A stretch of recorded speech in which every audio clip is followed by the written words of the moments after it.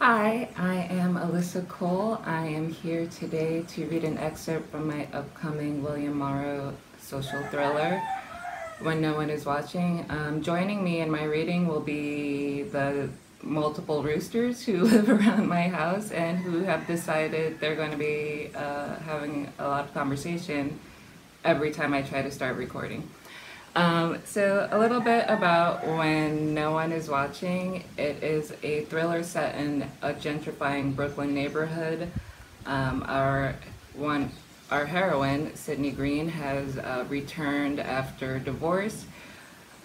She is looking to find her place in her old neighborhood, and unfortunately, everything is changing very quickly. Sydney decides to make a historical tour of her neighborhood, focusing on people like the people she grew up with and on African Americans. And as she is researching the tour, she stumbles upon what is maybe conspiracy or what is maybe an overactive imagination. So I'm going to start with the prologue. For those who don't like prologues, imagine it's chapter 0. So this is Sydney. History is fucking wild. Last fall, on a night when my ass was getting well acquainted with the uncomfortable guest chair in Mommy's hospital room, I numbly tapped and swiped my way to an article about a place called Black America. Not the label politicians use to place our concerns into a neat box full of worries they don't have to attend to immediately or ever, but an actual tangible place. A slavery theme park that had opened in Brooklyn at the end of the 19th century. Slavery fucking theme park. Black America, the theme park, was billed as an opportunity to become familiar with plantation life for those of the North who belong to a generation to which the word slavery has but an indefinite and hazy meaning. This was like 20 years after slavery ended, mind you. I mean, I too get nostalgic when an 80s jam starts playing on the radio, but these motherfuckers really needed to reminisce about owning humans? It was the those of the North part that really annoyed me. The North does not remember. In fact, the North has a super selective fucking memory. As if slavery was something that happened down there, even though there were enslaved Africans building, planting, and harvesting in colonial Brooklyn alongside the Dutch. People bury the parts of history they don't like, pave it over like African cemeteries beneath Manhattan skyscrapers. Nothing stays buried in this city, though. Anyway, Black America. White people came to Brooklyn to tour the faithfully recreated plantation. They sang along to Negro spirituals and took refreshment as they watched black people, free black people, pretend to be slaves. History. Wild. After I stumbled onto that article, Brooklyn history became a refuge for me. It blotted out thoughts of my failed marriage and a persistent sense memory of restraints chafing my wrist. It was something to focus on besides my mother's illness and the way everything was changing. Everything, no matter how much I wanted the world to stop spinning for just one goddamn minute.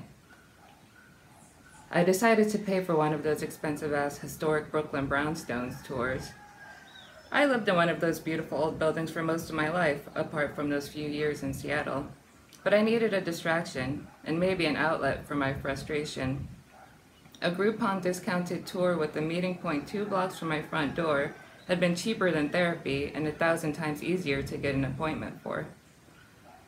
I wanted to know what the tour guide said about us as they led crowds over the cracked blue slate sidewalks of Gifford Place. I wanted to know what the tourists were oohing and eyeing over when they clustered in front of our houses, looking through the present inhabitants in search of long-dead grandeur. It was a day that actually felt like autumn. The weather was cool enough to wear a cute blazer, and the oak trees lining Gifford Place were ablaze in golden red. I was struck by how beautiful my neighborhood was, bathed in these warm hues that contrasted so well with the brick and brownstone exteriors. How beautiful it had always been, despite decades of being ignored. Neglect had shielded us in a way, and watching strangers stroll through in their comfortable sneakers with Nikons hanging around their necks felt like our walls had been breached and the horde was marching in.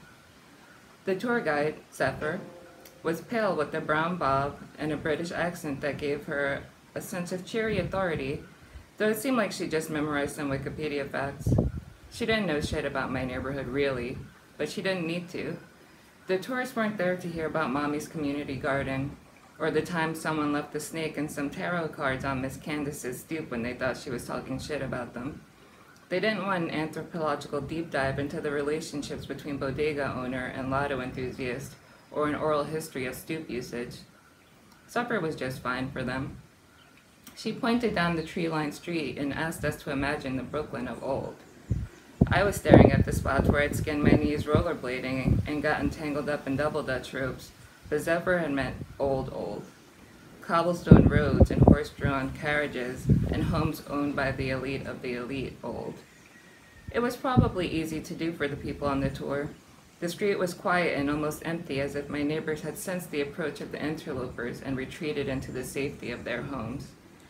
We started to walk, the leaves crunching beneath our shoes serving as the beat under Zephyr's sing-song voice. And this is the former Gifford Medical Center, originally the Riesendahl Sanitarium, originally completed in 1830 and shuttered in 2005, she said as we stepped into the street to bypass the chain-link fence surrounding the building where I was born.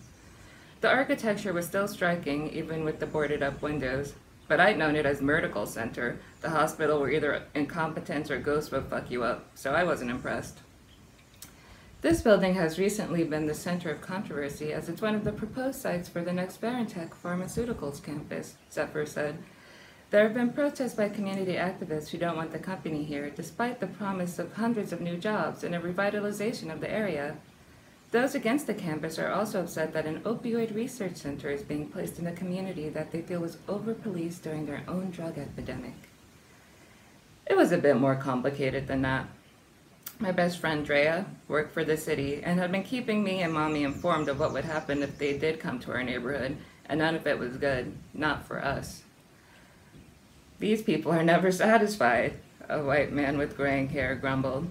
I glared at him, and so did a few other people, but he didn't seem to care. Zephyr ignored him and ushered us on. As we stopped in front of each brownstone, she'd carefully detailed the lives of the rich white people who'd lived there 100 years ago, what food they'd eaten, what kind of clothing they'd worn, the parties they'd thrown. That was all well and good, but as the tour pressed on, my frustration, my anger at being erased from my own life in so many ways that I lost count, pushed my hand up into the air like the teacher's bane I'd been long ago, before curiosity had killed the cat.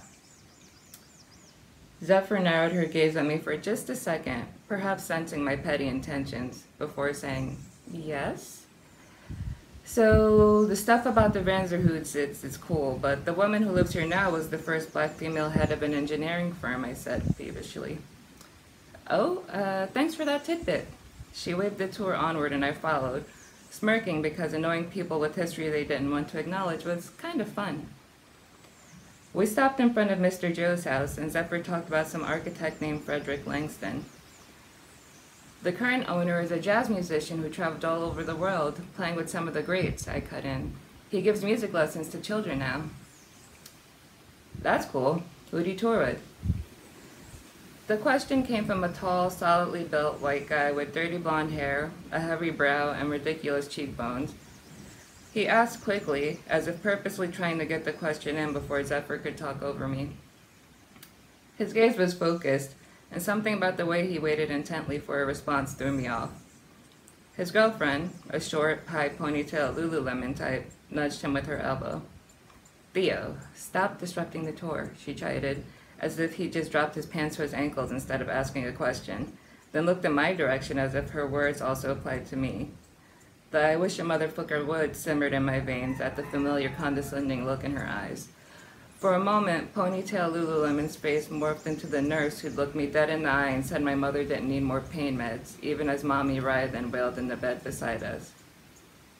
I appreciate the bonus information. It's quite helpful, Zephyr cut in, her tone showing she didn't appreciate it at all. But this tour is about historically important people. This is a historically black neighborhood, but none of the important people you've mentioned thus far have been. What does that mean? Her face flushed, but she hit me with a customer service smile. Look, miss, I'm just doing my job. If you have a problem with this tour, you can send suggestions to the organizers. Or maybe you should, I don't know, start your own. And to find out what happens when Sydney does start her tour, you can get the book on September 1st. Thank you.